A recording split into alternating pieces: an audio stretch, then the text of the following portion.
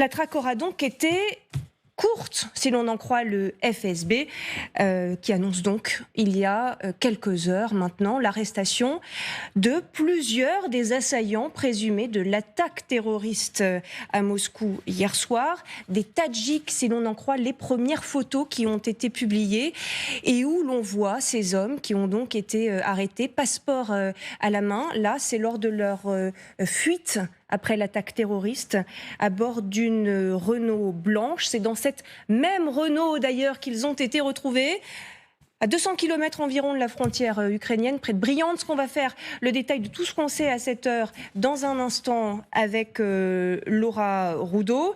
Des témoins avaient parlé de 5 hommes. Il y en aurait donc encore au moins un dans la nature, puisque 4 de ces assaillants auraient été arrêtés.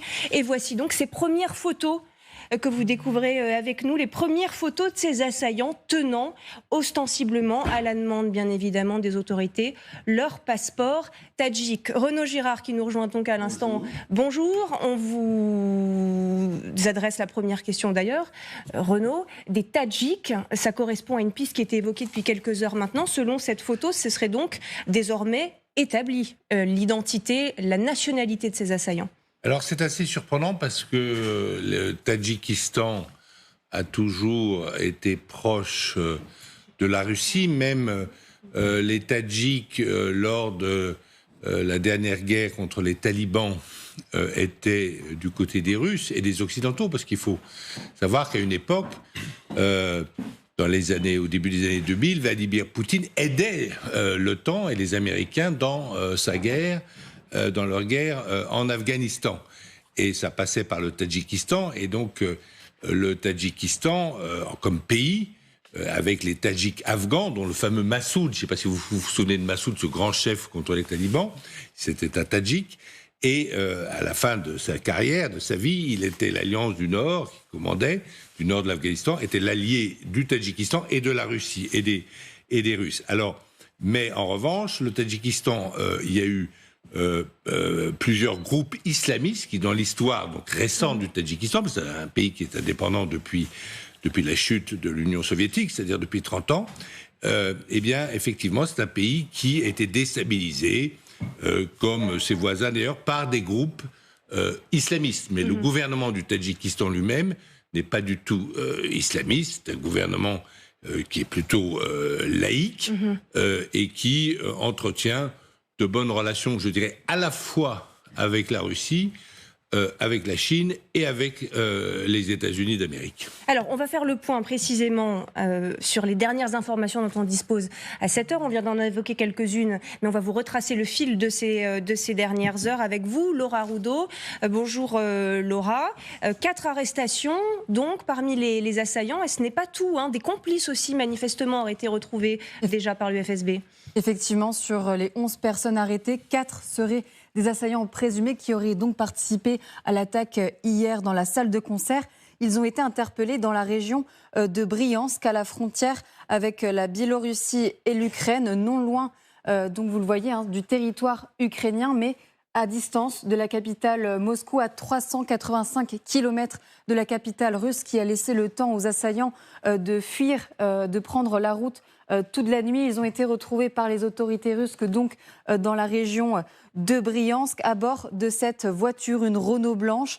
Cette même voiture avait été aperçue hier soir aux abords de la salle de concert, hein, vous le voyez. Et aujourd'hui, même voiture dans une autre localité, à Bryansk, donc près de la frontière ukrainienne. On peut le voir, hein, sur la carrosserie, des impacts de balles, car des tirs ont été échangés entre les assaillants et les autorités russes, qui rapportent que les assaillants n'auraient pas souhaité s'arrêter à un passage.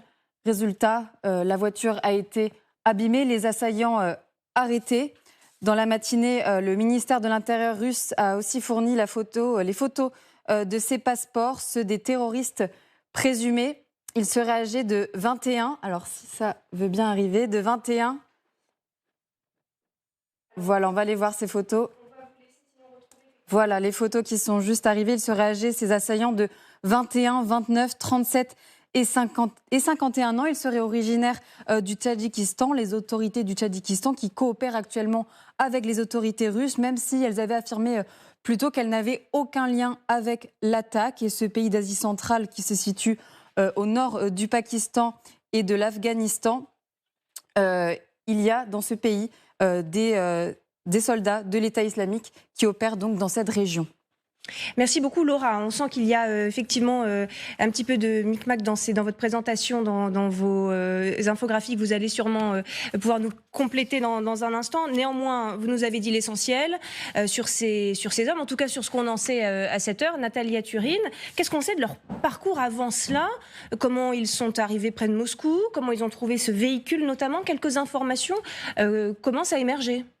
La particularité des services spéciaux en Russie, c'est qu'on invente un acte, après on nomme les responsables, on les met en prison et on se lave les mains. Donc souvenez-vous que quand on a tué Politkovsk, on n'a toujours pas trouvé qui l'a fait. En revanche, quand on a tué Nemtsov, on a trouvé bizarrement ces assassins quasiment en 2 jours, mais jamais les commanditaires.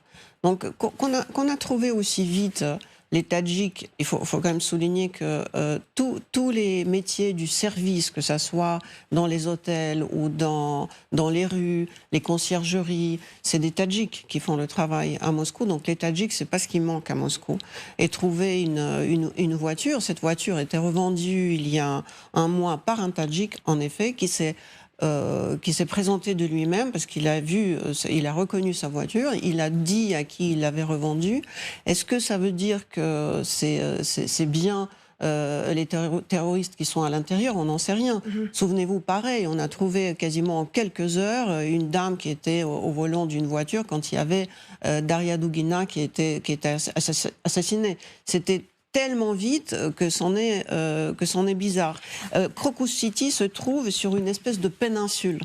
C'est-à-dire que c'est une seule route qui mène dans cette espèce d'arrondissement qui est une espèce d'enclave. C'est le pont.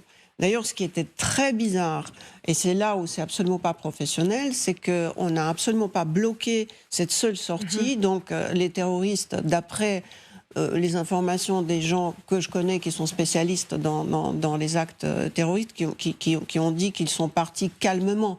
Parce que ce qu'ils ont fait, ils ont tiré d'abord sur les personnes qui étaient devant les portiques, qui portent des gilets pare-balles qui ne protègent absolument pas contre l'arme automatique. Donc ils étaient éliminés tout de suite. Ils ont tiré sur quelques personnes et ils sont partis calmement avec cette foule qu'on n'a pas arrêtée. Vous trouvez ça Moi, je louche, pense que c'est trop rapide pour être vrai. Vous pensez que c'est carrément organisé? Est-ce que vous sous-entendez que ça a été organisé, fomenté par le FSB? Poutine a besoin de nommer des victimes pour dire voilà comment on est efficace, comment on est rapide.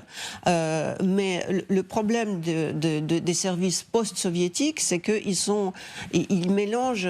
Enfin, il y a un philosophe français, Deleuze, qui a inventé rhizome, c'est-à-dire que ce n'est plus un pouvoir comme un arbre avec un tronc, c'est comme des espèces c'est comme le gingembre, il y a beaucoup de réseaux. Vous voyez la main du FSB derrière ce qui s'est passé hier soir dans cette salle de concert à Moscou? J'ai très envie de dire que c'est une marque de FSB parce que c'est comme ça que Poutine a commencé son pouvoir. Et comme disait Agatha Christie, les assassins reviennent sur leur lieu de crime et ils répètent toujours le même mode opératoire.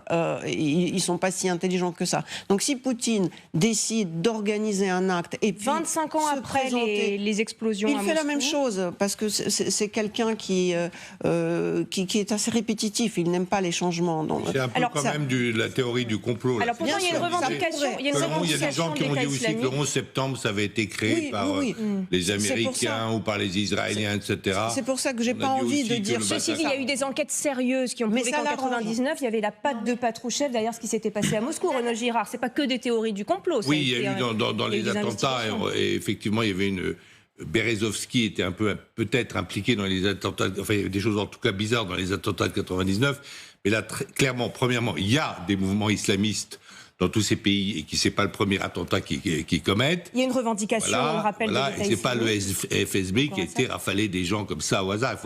Il faut pas dire n'importe quoi quand même. C'est pas parce que nous sommes choqués par l'agression russe contre l'Ukraine de 2022 qu'on peut raconter n'importe quoi. On rappelle qu'il n'y a pas de certitude. Ils sont victimes. Et d'ailleurs, ils avaient été prévenus. C'est intéressant. Il faut voir que les Américains les avaient prévenus et qu'il y a une coopération toujours qui continue entre l'Amérique et la Russie sur le terrorisme islamiste. Et c'est une bonne chose d'ailleurs.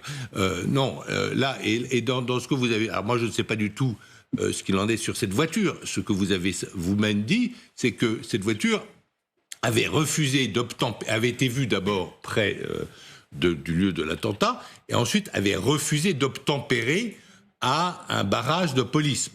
C'est un indice important. Une voiture qui refuse d'obtempérer, c'est bizarre quand même. On n'a pas encore de certitude à cette heure, Nathalie, mais une hypothèse que vous jugez crédible ou non, mais effectivement... je ne pense pas du tout. Vous ne le pensez pas du tout. Je ne pense pas du tout que Alors attendez, pardonnez-moi. ce soit les autorités russes qui ont fomenté cet attentat. Non, je ne pense pas moi qu'on non puisse plus, dire ça. je ne pense pas. Mais je dis juste que ça les arrange.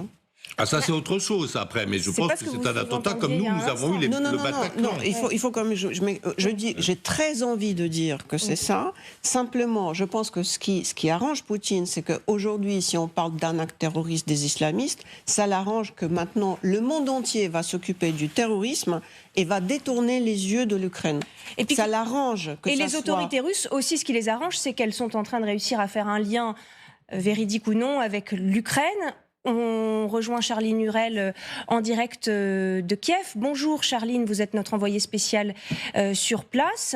Depuis hier, les regards russes se tournaient très fortement et les accusations aussi étaient tournées vers l'Ukraine. On a des réactions récentes à tout cela, d'ailleurs du côté de Kiev, Charline. De nouvelles réactions, en effet, il y a quelques minutes. Alors d'abord, du côté de la présidence, avec Podolyak, le conseiller de Volodymyr Zelensky, qui s'exprime en disant « Il n'y a pas de lien entre les assaillants responsables de l'attaque à Moscou et l'Ukraine ». Dans un long message, il fait point par point. Pourquoi ? Eh bien, selon lui, il n'y a pas ce lien avéré. Et puis, il y a aussi le du renseignement militaire ukrainien, le GUR, qui lui dit en substance exactement la même chose. L'Ukraine n'a rien à voir avec ces assaillants et c'est bien Moscou qui tente de faire porter le chapeau à l'Ukraine. Alors, vous le savez, ça va aussi dans le sens des déclarations qu'il y a eu hier soir ici à Kiev en disant, eh bien, c'est peut-être un coup monté de la part de Moscou pour durcir les frappes, les attaques contre l'Ukraine et pouvoir justifier une mobilisation totale. Voilà ce qu'on pense en tout cas du côté officiel en Ukraine et donc bien évidemment tout le monde qui regarde attentivement de savoir les nouveaux éléments et les nouvelles déclarations qui arriveront peut-être du côté de la Russie.